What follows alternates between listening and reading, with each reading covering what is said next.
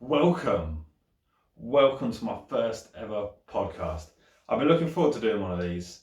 I prefer the longer format videos. As you probably guessed, I've got a lot to say, and I feel like these longer format videos, I can really dive into every single aspect that I need to and explain things properly. Like with Instagram, it's great, but having only a minute or a couple of minute videos, it's hard to really get everything down in detail. So with this series, like all my content, or most of it, it's going to be educational. I don't know what I'm going to call this yet. I'm going to come up with some sort of name for this podcast series. But the first topic today is going to be how to set up a training program. Now, by the end of this, I want you guys to be able to take this information in, go away and put together your own training program. Simple as that. Now, why do we need a training program? I used to be one of those people that just sort of went in the gym, had no real plan, just sort of picked some exercises that I fancied that day, and just sort of did them. And whilst, yes, you will get some results doing that way, I trained like that for years and years, to be fair. And you see a lot of people going in the gym at the moment. They don't have a plan. They just sort of go in, pick some exercises. Oh, that machine's free. I'm going to do that machine. How many sets? Oh, I'll just do 3 or 4. And there's no real plan. Now, the importance of having a training program is it will help you to actually stick to, the plan that you've made and the days that you set out that you're meant to be training. If we have a plan as well, it allows us to better progressively overload our training each week because we know exactly what movements we're going to be doing, exactly how many sets, and we can make sure that we're recording the weights that we're lifting and bettering them each week. If we don't have a plan, it's really hard to manage your progression going forwards. So having a plan is, you need to have it. It will level up your training. If you haven't got one at the moment, take this advice that I'm going to go through today. There's going to be 4 main things I'm going to cover. And I'm going to dive into detail so that at the end of this, you know exactly what to do and you can stick to a plan. So first of all, you need to decide how many days you're going into the gym. Now, I always say to people, you need to be training at least 4 times a week because then that way we can do an upper and lower split because we know that to gain a better hypertrophic response or muscle building response, we should be training each muscle group twice a week. So I either say 4 to 5 days. I feel like 6 days is too much. I used to train for 6 days a week and to be honest, training was dog shit. I couldn't recover. I wasn't giving every single session my all. And I feel that's the same across the board.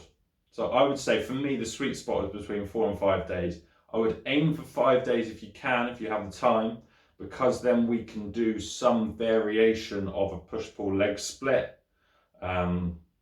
So at least we want to be 4 or 5 days in the gym. And when you think about it, it's not a lot of time really. That's 5 or 6 hours a week, depending on how long the sessions are. We need to be making time for that to start making real progress. Of course, you can make progress on 2-3 times a week going to the gym. It happens, but to really optimize your training, 4 or 5 days is a must. So that's the first thing. Nice and easy. Decide how many days you're going to be going into the gym. Then we decide what kind of split you do. As I mentioned earlier, we need to be hitting every muscle group twice a week. If you're going for 4 days, I would start with an upper and lower split. Or you can do some sort of full body split as well, as long as we're hitting every muscle group twice a week. For 5 days a week, you can do push-pull legs. So you do the split over 8 days rather than 7 days if you had a rest every. So if you did push, pull, legs, rest, push, pull, legs, rest. So that would be over 8 days. For me and for a lot of people, that is the best split and the one I would recommend the most, to be honest. As I said, you can have some sort of variation between the push-pull legs. It doesn't have to be strictly that, but as long as we're hitting every muscle group twice a week, that is the most important thing. So then we decide what exercises you were doing. Now, this is completely based down to you and your goals and your weak areas. So if, for example, you have an injury, you have a niggle, or you can't squat, then obviously we don't put that movement in. You find movements that you biomechanically as a person get on with well, and also exercises that you enjoy. You shouldn't be going into the gym like doing exercises you absolutely hate or you don't enjoy doing. You're not going to be able to stick to the training program if you're not enjoying the split that you've created for yourself. So yeah, we need to decide based on your goals, any injuries and weak points. Weak points is a big one as well. So say if we've got a push-pull leg split, within that push session, we could either start with chest or shoulders first, and that would be down to you. What's a better body part for you, chest or shoulders?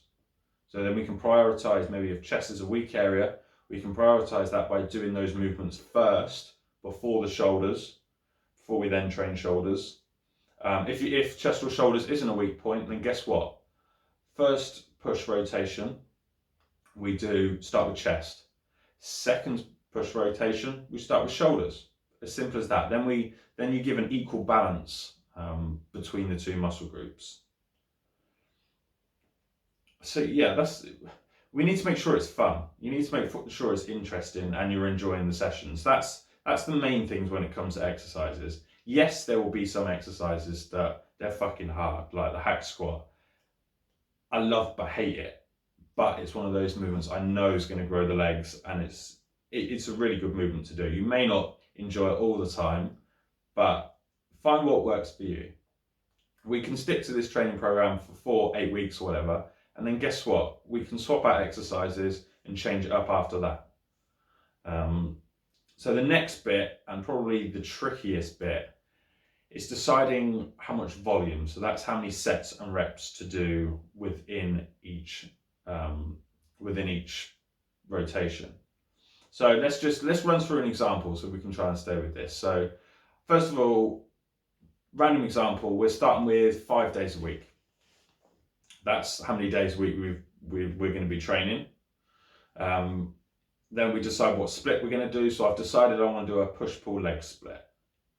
The next, we then decide how much volume. And the guidelines I'm about to give here are like the minimal amount of volume that I would start with. And now I always do this with my clients.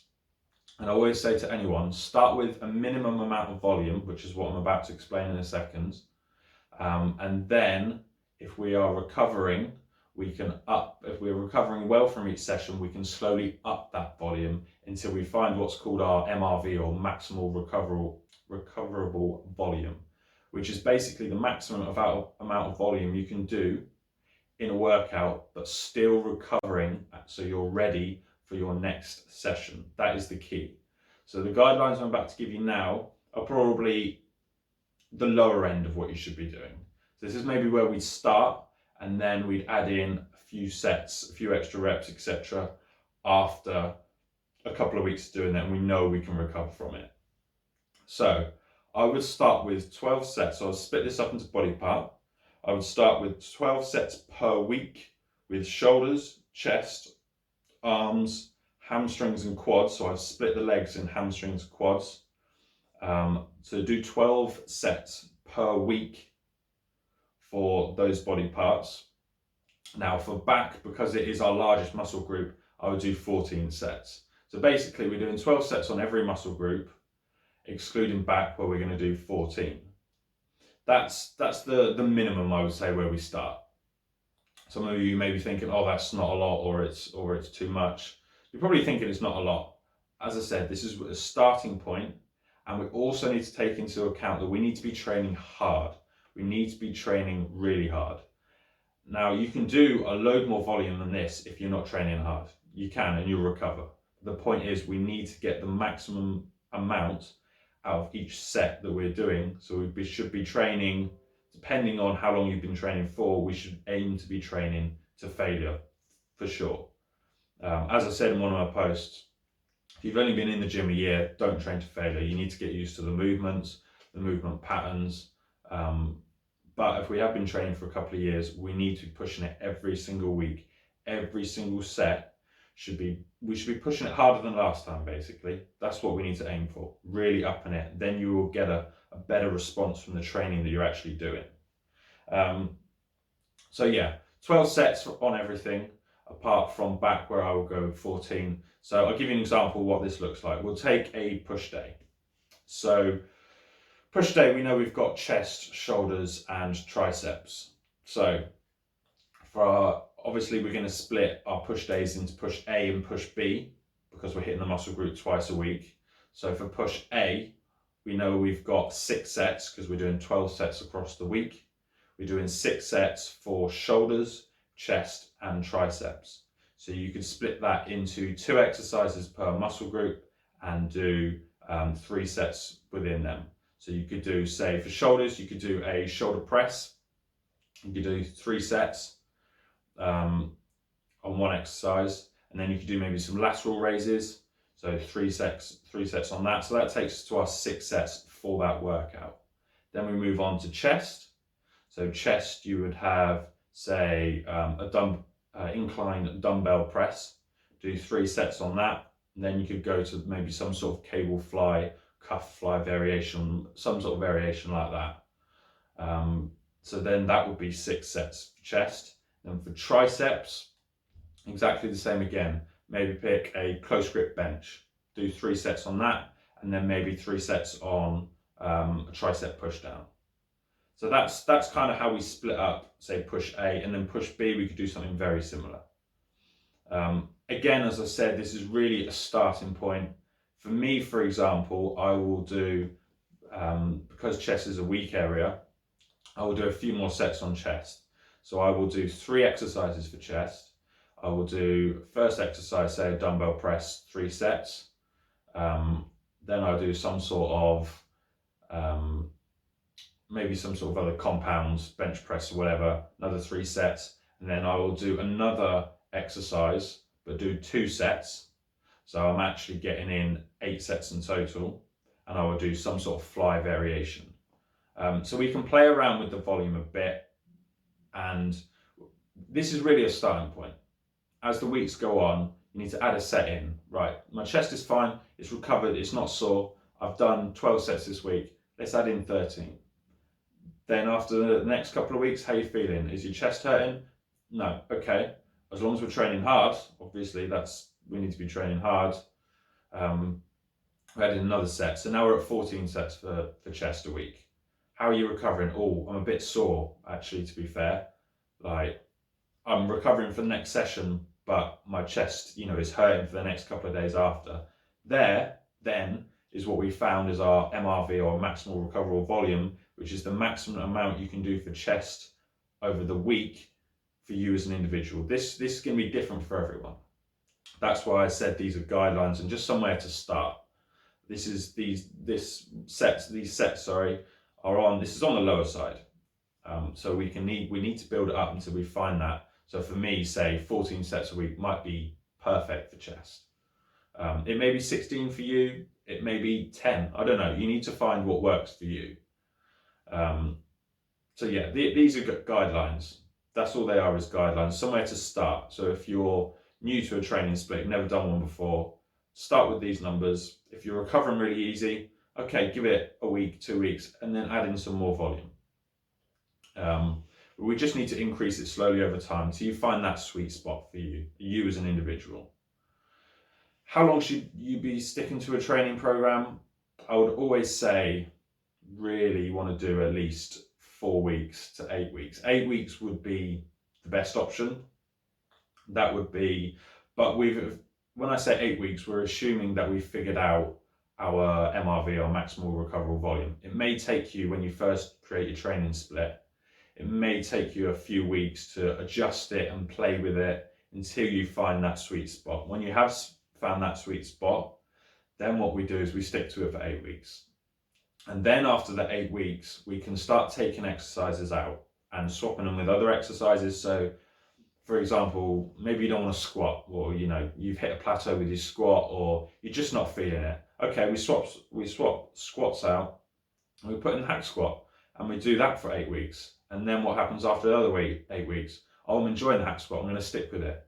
Or no, we can go back to the squat, we can swap it out. But we need to be sensible. And the point I'm trying to drive home is everyone is completely different. Like everyone has different recoverable volume. You just need to find what works for you. That's why I've given you a minimum amount of sets that you need to try and hit. It really is the low end, but then it allows us to progress up and find where we should be training at. So just to go over again, so the 4 points: decide how many days a week you can be training. Fairly easy. Decide what split you want to do. As I said, start with an upper lower, it's 4 days a week. 5 days a week you can do some sort of push-pull legs. Decide what exercises you will do, and that's completely based on you and your goals and your biomechanics and what movements you want to do, so that we can make it fun and interesting. 4, we need to decide the volume. This is probably going to take the longest, but I've given you the guidelines. Stick with those and see how you get on. And then, so those are the 4 points you need to do. Then you simply just get yourself an Excel spreadsheet, or even write it down in a book. It doesn't matter. Once you've got that, write it down and just stick to it, week in, week out, week in, week out. As I said in some of my posts, this shit takes years. We've been doing this for years and years to truly make progression and change your body composition. So stick to it, make sure it's written down, and hopefully it should make it more sustainable and more likely that you're to adhere to actually go into the gym, because you've got a plan now. You set out the plan, you know exactly what you're doing, and it's a bit more motivating as well, because you know exactly, right, I've got back day. First of all, I am doing a pullover, or I am doing bent over rows. I've got 3 sets of that. Then I'm doing this exercise, then I'm doing that. And sometimes the workouts can creep on for hours and hours with people. You don't want to be in there for 3 hours. It's just not optimal. So if we know exactly what our training split is, what exercise we're doing, how many sets, we can go in there and be clinical, and we can stick to the plan, and you'll see progress. It's definitely a value to make a training program. I wish I'd done it earlier in my training. I was seeing a lot better results, but I was just one of those people that just sort of went in there, back day, I might start with some pull-ups, I might do some bent over rows, and then next week I might do, I don't know, a lat pull down to start with. But how can you progress if you haven't got a plan and you're not going to stick to it? It makes it so much harder. So take these points away, go and get stuck in, take each point, write them down, create yourself a training program, and I guarantee you that you'll start to, should be able to enjoy it more, because you actually have a plan, something to stick to, and numbers to beat each week, and you know what you're doing, and you should start seeing better progress as well. So that's episode 1 done. Hope everyone found that educational and of value. Please give it a like, give me a subscribe, all that good stuff, and I will see you very soon for another video.